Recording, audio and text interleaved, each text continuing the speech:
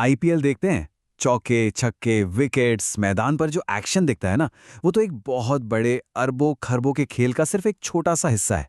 तो चलिए आज इस पूरे मामले की तह तक चलते हैं। अच्छा, आईपीएल टूर्नामेंट जीतने वाली टीम को इनाम में क्या मिलता है? 20 करोड़ रुपए। सुनने में तो ये एक बहुत बड़ी रकम लगती है ना? पर जरा एक मिनट रुकिए और सोचिए। एक ऐसी टीम जिसकी खुद की कीमत ही अरबों में हो, उसके लिए ये 20 करोड़ का इनाम सच में कितना मायने रखता है?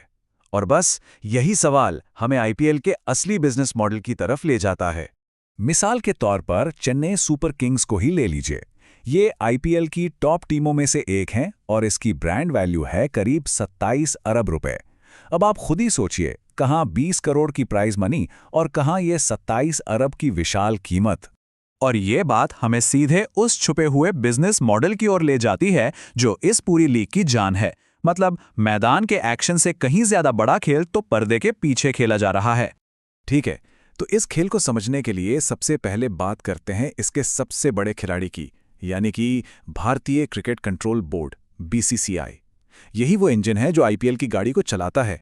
बीसीसीआई की कमाई का अंदाजा आप सिर्फ टाइटल स्पॉन्सरशिप की कीमत से लगा सकते हैं। 2008 में डीएलएफ हर साल 40 करोड़ देता था और 2018 आते आते वीवो ने हर साल के लिए लगभग 4.4 अरब रुपए दिए। ये लगभग 100 गुना की बढ़ोतरी है। इससे पता चलता है कि लीग की ताकत कितनी बढ़ गई है। और ये तो सिर्फ मेन स्पॉन्सर की बात हुई। मैच के अंदर का तो हर एक पल बिकाऊ है। स्ट्रेटेजिक टाइम आउट का अलग स्पॉन्सर, पावर प्ले का अलग, यहां तक कि game changer of the match का भी अलग स्पॉन्सर होता है। हर मौके से करोड़ों की कमाई होती है। लेकिन बीसीसीआई की कमाई का असली खजाना, असली गोल्ड माइन है मीडिया राइट्स। जरा सोचिए, पहले 10 सालों के राइट्स 82 अरब में बिके, लेकिन अगले सिर्फ 5 सालों के लिए स्टार स्पोर्ट्स ने कीमत दोगुनी कर दी, 164 अरब रुपए। यानी कि समय आधा और पैसा डबल। तो अब सवाल उठता है कि ये ब्रॉडकास्टर इतना पैसा वसूलते कैसे हैं? जवाब है विज्ञापन। एक आईपीएल मैच के दौरान सिर्फ 10 सेकंड के विज्ञापन की कीमत 15 लाख रुपए तक जा सकती है। जी हां, 10 सेकंड। इसी तरह वो अपना इतना बड़ा इन्वेस्टमेंट वापस निकालते हैं और तगड़ा मुनाफा कमाते हैं। चलिए अब बीसीसीआई से थोड़ा आगे बढ़ते हैं और ये देखते हैं कि जो टीमें मैदान पर खेलती हैं उनकी अपनी कमाई कहां से होती है। एक टीम की कमाई के कई रास्ते हैं। सबसे बड़ा हिस्सा आता है बीसीसीआई के सेंट्रल पूल से और दूसरा है टीम की अपनी स्पॉन्सरशिप से। टिकटों की बिक्री और मर्चेंडाइज से भी कमाई होती है। और वो 20 करोड़ की इनामी राशि, जैसा कि आप देख सकते हैं, वो तो इस पूरी कमाई का एक बहुत ही छोटा सा टुकड़ा है। टीम स्पॉन्सरशिप की बात करें ना, तो इसका सबसे अच्छा उदाहरण है खिलाड़ी की जर्सी। हर खिलाड़ी सचमुच में एक चलता फिरता विज्ञापन का बोर्ड होता है। कभी ध्यान से देखिएगा, एक खिलाड़ी की किट पर औसतन 10 अलग अलग ब्रांड्स के लोगो होते हैं। जर्सी पर, पैंट पर, कैप पर। हर इंच जगह की एक कीमत है जो टीमों के लिए कमाई का एक बहुत बड़ा जरिया है। तो हम फिर से उसी सबसे बड़े सवाल पर वापस आ गए। अगर 20 करोड़ की प्राइज मनी असल में उतनी बड़ी बात नहीं है, तो फिर टीमें जीतने के लिए इतनी जीजान क्यों लगा देती हैं?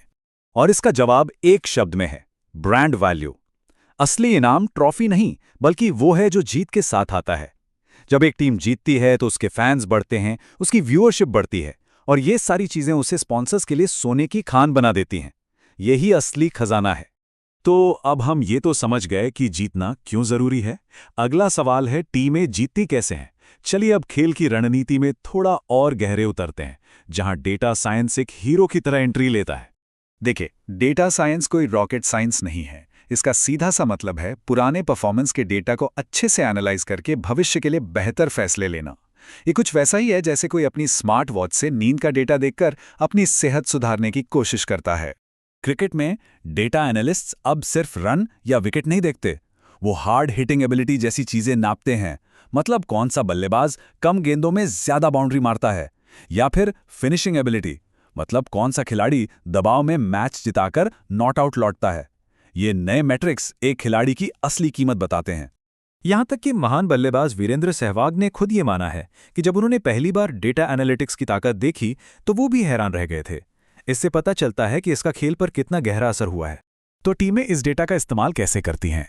वो नीलामी में कम कीमत पर ऐसे खिलाड़ी ढूंढती हैं जिन्हें दुनिया अंडर एस्टिमेट कर रही हो। फिर मैदान पर बेहतर रणनीति बनाती हैं, मैच जीतती हैं और आखिर में अपनी ब्रांड वैल्यू को आसमान पर पहुंचा देती हैं। कोलकाता नाइट राइडर्स ने एसएपी जैसी कंपनियों की मदद से ठीक यही करके चैंपियनशिप जीती है। इस पूरी रणनीति को प्रसिद्ध मनीबॉल कहानी की तरह समझा जा सकता है, जहां एक कम बजट वाली टीम सिर्फ डेटा का इस्तेमाल करके अमीर टीमों को टक्कर देती है। आईपीएल में भी अब यही हो रहा है। तो अंत में ये बिल्कुल साफ है कि आईपीएल सिर्फ एक क्रिकेट टूर्नामेंट नहीं है, ये उससे कहीं ज्यादा बड़ी, कहीं ज्यादा कॉम्प्लेक्स चीज है।